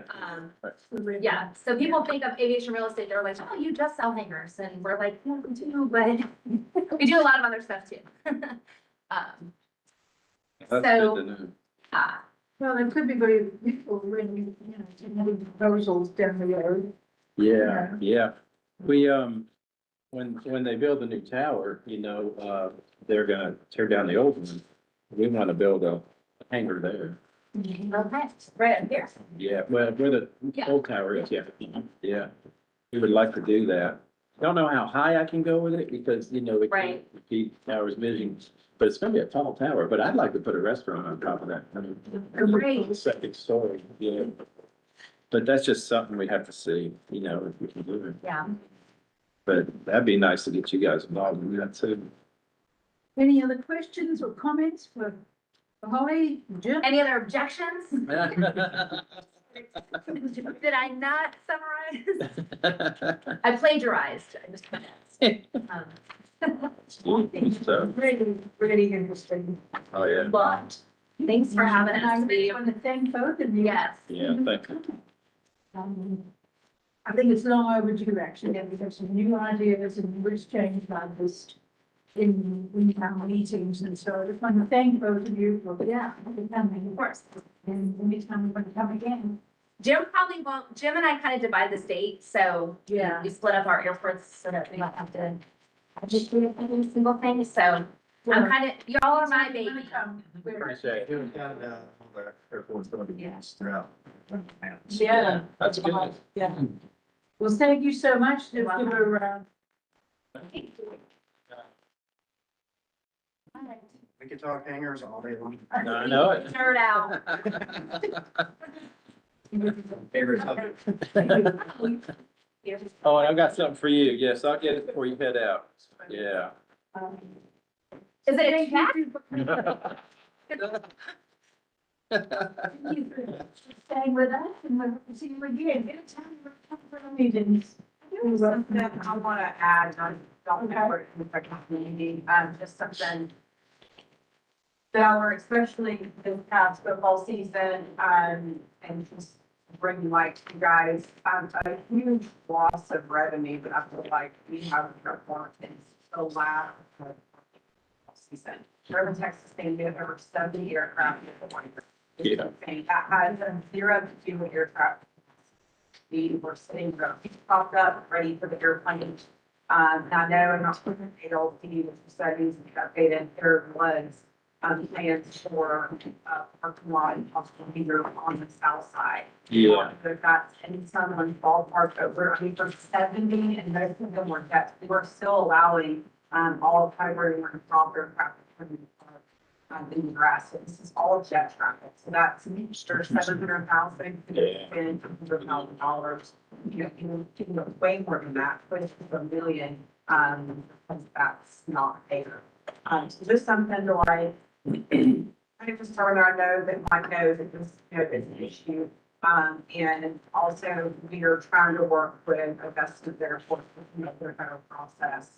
As far as game day procedures, to have a better play program and to, help our things, stuff like that. Do they do any kind of flow program at all for you guys right now? They did apply for Texas, we worked with them for Texas, but, it's just not something, it's not so much air traffic music program. Very few things have we ever been oversaturated, same thing here center. Peter Goes Center had looked for them. It's the ground, and not the linemen do an incredible job. If you ever, kids, not saying kids. Yeah. They do an incredible job. But it's just, you know, you go from essential nursing operations in a day to. So that's just something I would love to see. Yeah. We could build that into our strategic plan. Yeah, and on the ALP, you know, that is something to keep in mind, because we do need parking. And in that Texas game, that was just crazy, but Russ, he did a good job. But we had like, how many charters did we have come in that day? It's like 67? 2020, we no longer have really game day influx of traffic. We have one more dropping goes. A lot of it has to do with how downtown Athens, there's like a 2 or 3 day, hotel stay requirement used to be 1 day for me. So a lot of these, you know, bigger jets are, we can have them stay 3 days, but we're having a lot of drop and goes, which is the most worst for us in the linemen, because they're having to see the plane 2, 3, 4, 5 times over again. So we come in, land, and go. We have to a lot of the ways. Well, on the Texas game, Comes up on Friday for Texas, so from that perspective, Yeah. so we're coming from stop opening up on Saturday until all those points left. and on Texas, they had, they brought in 2, Umbrella 145s, I think, that we parked out on 220. And that was for just, you know, their alumni. They stayed, so that took up a lot of the They stay. brought us And the separate. band, yeah, came in on 737, and then the players came in on, I don't know what that was, but it was A320 or something like that. Yeah, and, so they didn't leave, and so normally we could park people in those spots, and it was like, but I know, let's put everybody now, you know, and that was just a crazy, crazy day. This is the parking need being kind of not going. Is the parking, since this occasional, does it have to be paved? Can it be a certain type of The big ground that's not paved? Area, and that's what I was mentioning about, the products and which cost a huge area like here. All right here, we use for general mission parking, so, and during the Texas game, actually, we had some Twins and King Airs parked there, which is the Yeah. first time ever, as long as it's not wet, they can usually get about 5 or 6 rows of aircraft, just the smaller ones that, based on their weight, but it's just a lot of larger, we just run out of space, we close 220 usually on Thursday for a bigger game, and parking the run-up area, and these guys put on everything way, and responsibility, but to see us that early on the same as we do, you know, Oh, yeah, we knew.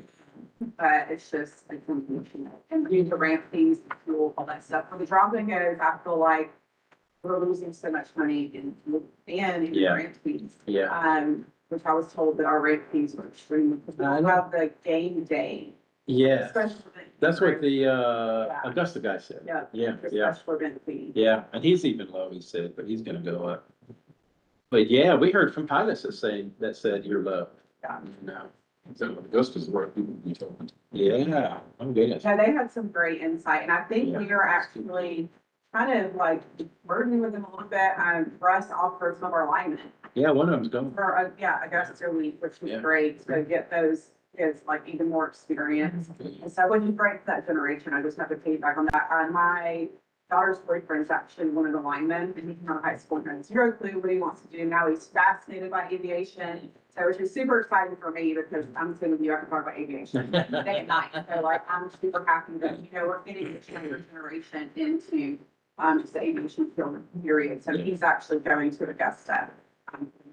Oh, good. So where he can bring back some stuff like, hey, I saw this is how they do the fuel request or whatever. Yeah, So always looking for. that's what I told Russ. I said, make sure he brings back a lot of Right. information. Right, yeah. But I just want to throw that out there. And I know that you guys deal with a lot of other budget things, but as far as like what I would like to see improvement, to help us, you guys, the county everywhere, is to kind of merge that into a future ALP. We'll include you in those ALPs too. Let's remember to include her in those too. Yeah, We can look at Yeah, that plan. piece, in terms of the wording in the strategic plan, what Yeah, we're thinking. yeah. Yeah, I'll, thank you. I'll get with RSNH. Well, it won't be RSNH, it'll probably be Michael Baker who will do it, but I'll get with them and find out what their schedule might be, or when they might think about getting going on. All right. Maybe have some more from these guys, give us some hints. Exactly, right. Yeah, yep. That's right. We want to give the guests the, Yeah, I'll do it it's in the other room, so I'll get them. well, For them. let me just close off the meeting, back to the same realities. We need a motion to end the meeting, please. So. Please. Seconded. Sunny, Sunny's going, okay. All right, all in favor of leaving the meeting? Aye. Okay, no objections. Thank you again. Thank you for coming. Anytime. I'm gonna email you, but not there. I'm gonna share with you about coming again. Okay? Come again. We need you. Uh-huh. Very good. You can, Out toward that way. yeah, where the grass is, we can take that. See you next time. See you soon. Oh, yeah. Well, I'm. You too. That's there. Yeah. Thank you for coming again. Yeah. Hello. See you, man. Later. See you, Ben. Bye.